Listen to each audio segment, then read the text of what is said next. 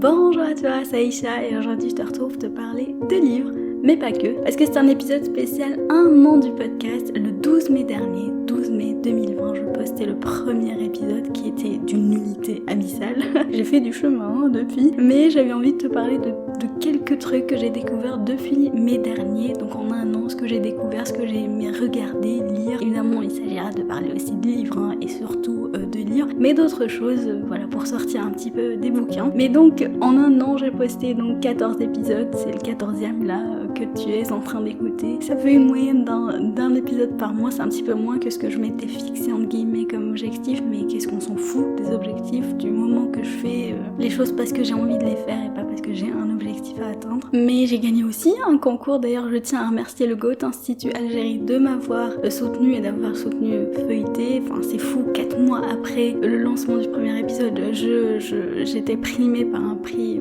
du Goethe Institut et donc je tenais vraiment à les remercier parce que je pense toujours à écrire la mention en description de l'épisode, mais je ne le dis pas verbalement. Donc je le dis, merci au Goethe Institut du soutien qui a été vraiment génial. Donc ça m'a motivée, ça m'a enthousiasmée de me dire ah bah c'est cool, un jury a décidé de me récompenser, donc ça me fait super plaisir. Il s'est passé plein de choses en 1 an. Au moment où j'ai lancé le podcast, je ne savais pas que l'année d'après j'allais encore y être. Mais maintenant que j'y suis, peut-être que cette année je vais être beaucoup plus assidue, on va dire ça comme ça. Encore une fois, je ne vais pas me lancer d'objectifs, j'ai juste envie de faire les choses comme je les sens et de parler de livres parce que c'est ce que j'aime. Et donc je vais parler de plein de choses. Je vais choisir à chaque fois dans une catégorie entre guillemets le truc qui m'a le plus inspiré cette année-là, donc yallah. Le premier c'est le livre de cette année, c'est hyper difficile de le choisir, mais quand je dis cette année, c'est encore une fois de mai 2020 à mai 2021, donc cette année de diffusion de podcast. Le premier moi qui a popé dans ma tête quand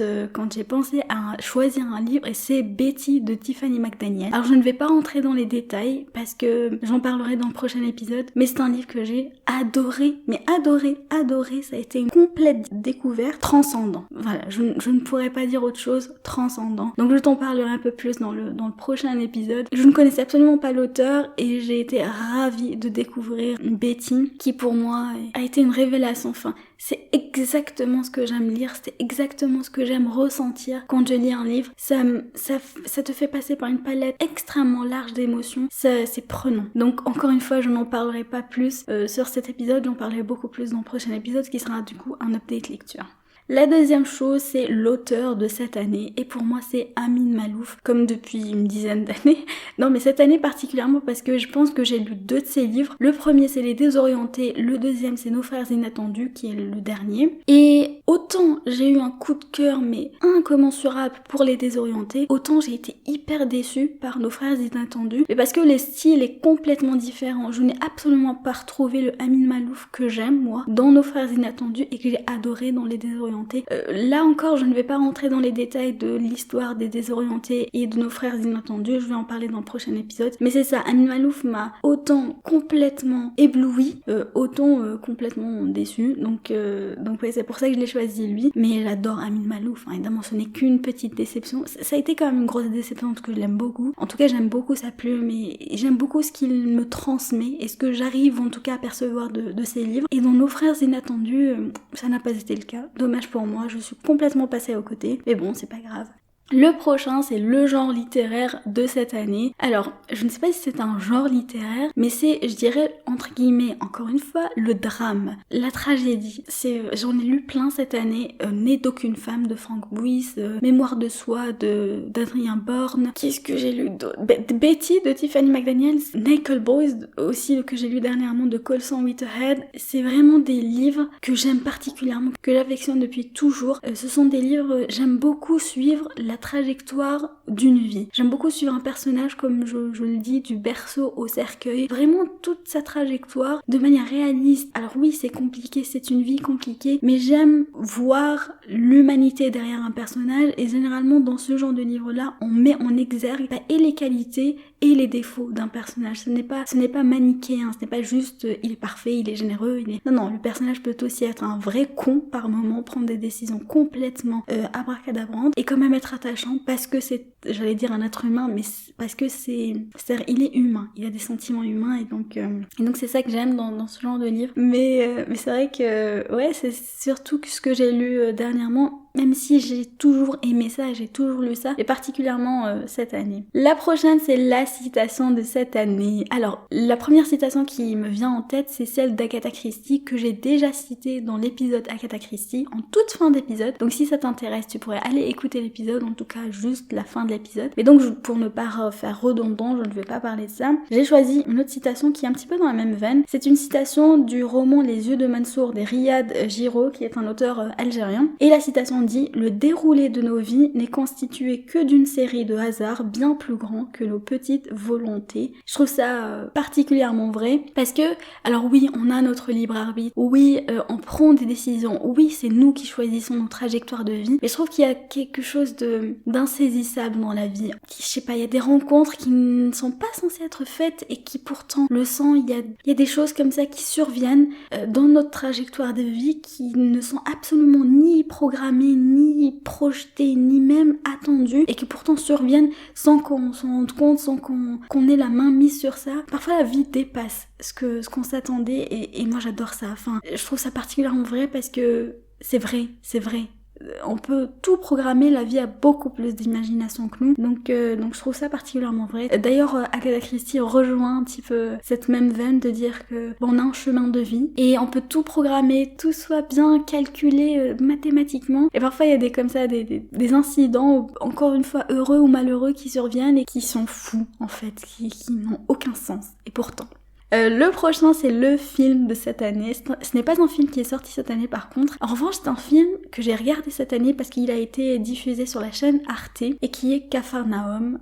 C'est un film d'une beauté, d'une tristesse. C'est un film qui m'a complètement bouleversée, mais vraiment bouleversée à un point. C'est l'histoire d'un petit garçon, ça se passe au Liban. C'est l'histoire d'un petit garçon qui attend un procès à ses parents pour l'avoir mis au monde parce que il a galéré. En fait, il a 9 ans au moment, 9 ou 11, je ne me rappelle plus, au moment où il porte plainte.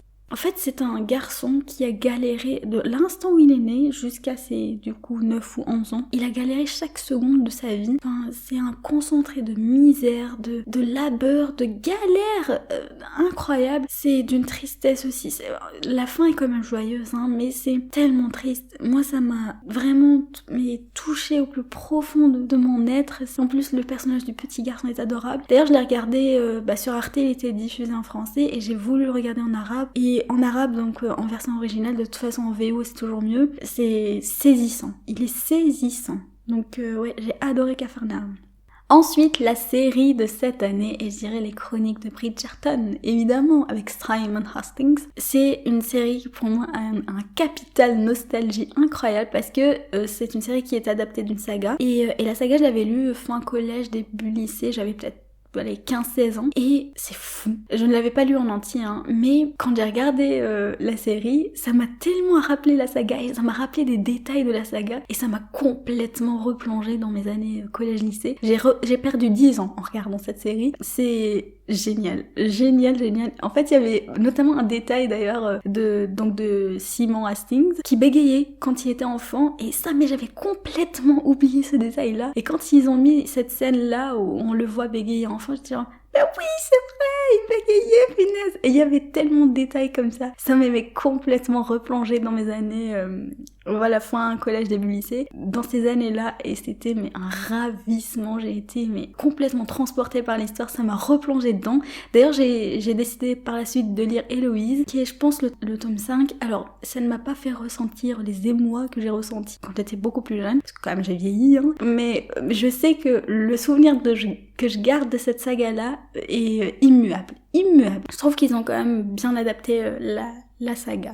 Donc le podcast de cette année, c'est un podcast qui ne diffuse plus rien depuis septembre 2020, qui est un de mes plus grands malheurs. Mais c'est Distorsion Podcast, qui est un podcast qui parle d'affaires criminelles. Donc faut avoir un cœur bien accroché. Mais j'adore. Je l'ai découvert, il me semble, fin 2018, si mes souvenirs sont bons. Et je l'ai saigné. Mais saigné. J'adore. J'attendais avec impatience les épisodes. Et depuis septembre 2020, il ne diffuse plus rien. Mais c'est hyper intéressant. Encore une fois, c'est assez macabre, assez glauque, tout ci, tout ça. Mais c'est génial. Moi, j'adore ça. J'aime beaucoup les deux, parce qu'ils sont deux à présenter le podcast. C'est hyper professionnel. C'est tellement bien détaillé. C'est tellement bien amené. En plus, j'adore les deux personnes derrière le podcast. Bon, j'ai toujours une préférence pour l'un, je vais pas dire lequel, mais bon, il a des cheveux. Et j'adore ce podcast-là.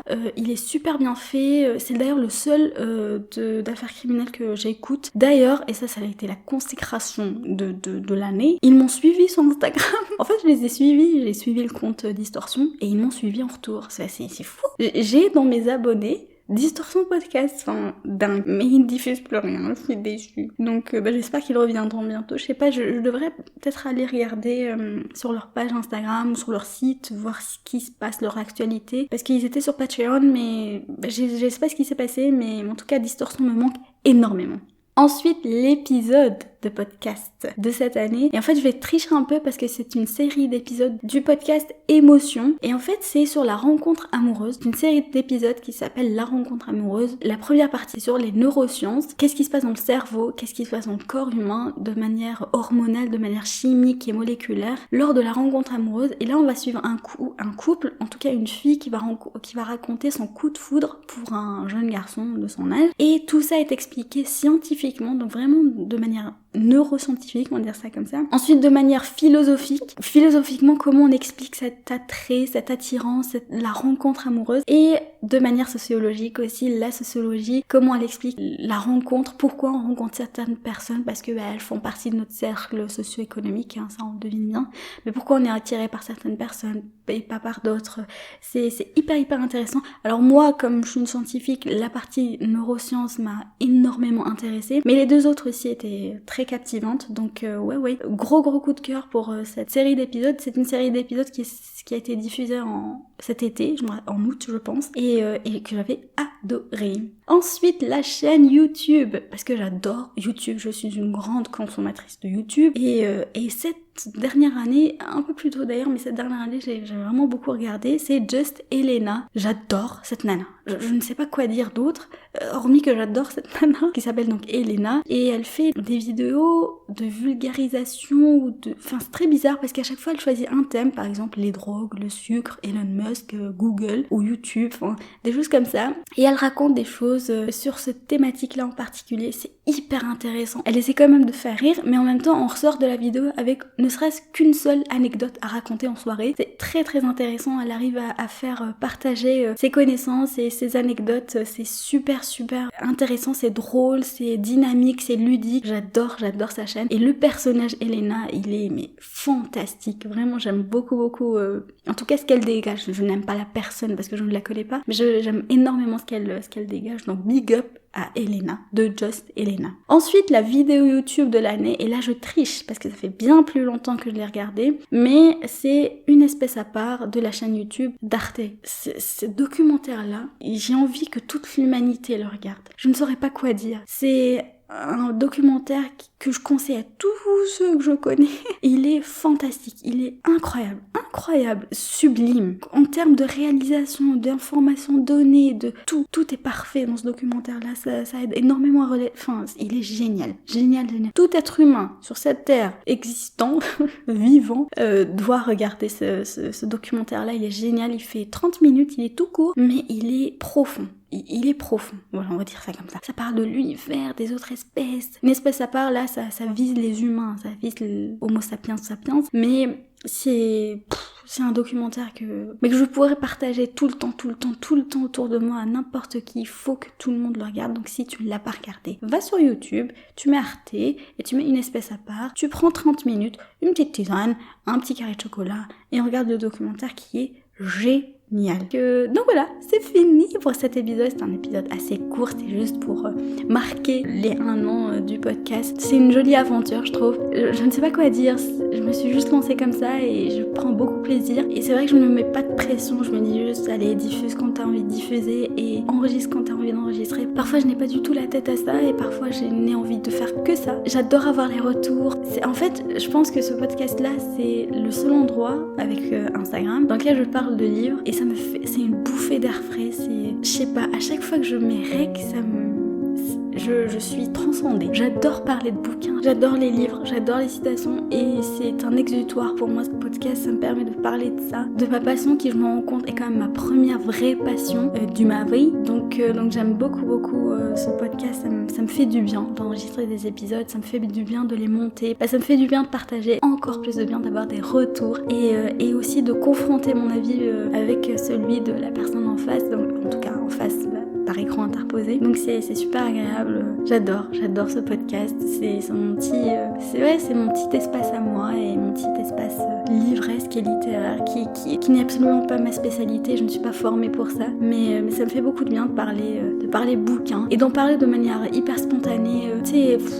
Sans intellectualiser ça. Donc ça me fait beaucoup de bien. Donc voilà, après ce laïus là, je vais te laisser. Donc voilà, je te laisse. Bisous.